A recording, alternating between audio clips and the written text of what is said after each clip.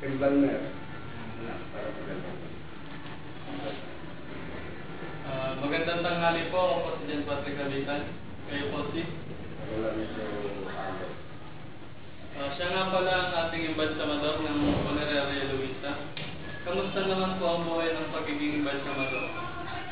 Maganda naman. Kasi ganda rin sa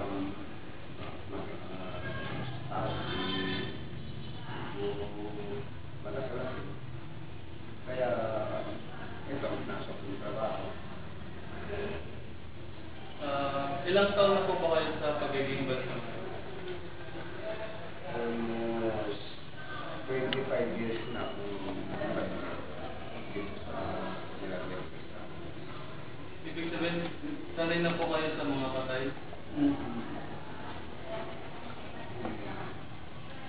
25 years na ako. Pwede po bang malaman kung magkano ang kinikita ng isang embalsamador? Kasi ang ano namin dito ay per piraso o biyahe kung tawagin. Ang isang patay ay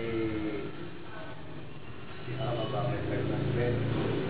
500 pesos po sa isang patay. So, Sa isang araw po ba, nakakailang patay po kayo?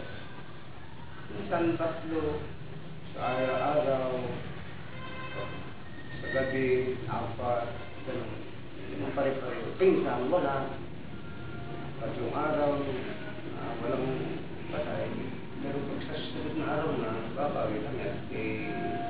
Kanya yung sunod-sunod na meron. 3, 2, pero malimit.